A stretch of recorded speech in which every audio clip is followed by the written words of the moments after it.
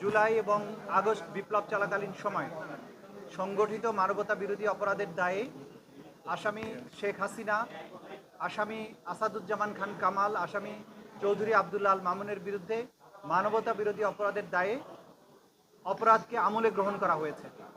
5টি অভিযোগ তাদের বিরুদ্ধে আনা হয়েছে এবং 5টি অভিযোগের ভিত্তিতে এই অপরাধকে আমলে গ্রহণ করা হয়েছে।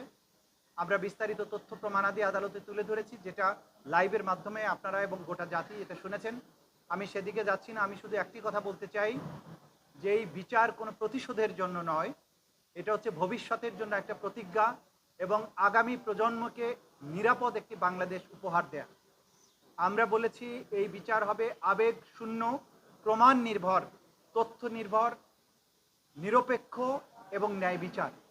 সেটি এনশিওর করার জন্য আমরা দেশবাসীর এবং সংশ্লিষ্ট সকল পক্ষের সহযোগিতা কামনা করি। বিচারের মাধ্যমে একটা সমাজে শান্তি এবং স্থিতিশীলতা প্রতিষ্ঠিত হয়। আগামীর বাংলাদেশ যে অন্ধকার অতীত থেকে বেরিয়ে এসেছে এবং বাংলাদেশ যে নতুন করে পুনরুজ্জীবনের স্বপ্ন দেখছে, এই বিচার শেষ হওয়ার মাধ্যমে সেই পুনরুজ্জীবনের স্বপ্ন বাস্তবায়ন হবে বলে আমরা বিশ্বাস করি। আপনাদের সবাইকে ধন্যবাদ। আমি পুরো অভিযোগগুলো আদালতে প্লেস করেছি, এগুলো আমি নতুন করে বলতে যাচ্ছি না, আপনারা দেখে নেবেন। আদেশ হয়েছে 5টা অভিযোগে এই 3 জন আসামির বিরুদ্ধে অভিযোগ আমলে গ্রহণ করা হয়েছে। তাদের বিরুদ্ধে নতুন করে গ্রেপ্তারি পরোয়ানা জারি করা হয়েছে।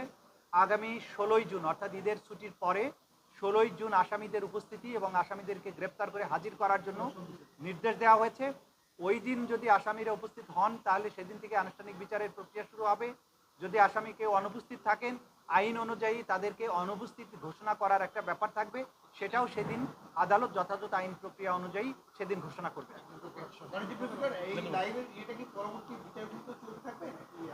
আপনারা সবাই জানেন যে আমাদের আইনে লাইভ সম্প্রচার বা সম্প্রচারের ব্যাপারে এটা এখতিয়ার দেওয়া হয়েছে ট্রাইব্যুনালকে। ট্রাইব্যুনালের অনুমতি সাপেক্ষে যখন ট্রাইব্যুনাল মনে করবেন যে এই অংশটুকু সম্প্রচার করতে সাক্ষীর কোনো নিরাপত্তার ঘাটতি হবে না অথবা অন্য কোনোভাবে বিচারিক প্রক্রিয়ার প্রভাব পড়বে না, তখনই তারা অনুমতি দিবেন। লাইভ সম্প্রচার ভবিষ্যতেও হতে পারে, তবে সেটা নির্ভর করবে আদালতের অনুমতির উপরে। যখনই আদালত অনুমতি দিবেন তখনই আমরা চেষ্টা করব এটা লাইভ করার জন্য। Thank you. 5টা অভিযোগের ব্যাপারে আমি বারবার বলেছি, সেটা আদালতে বলা হয়ে গেছে, নতুন করে আর বলছি না। ধন্যবাদ আপনাদের সবাইকে।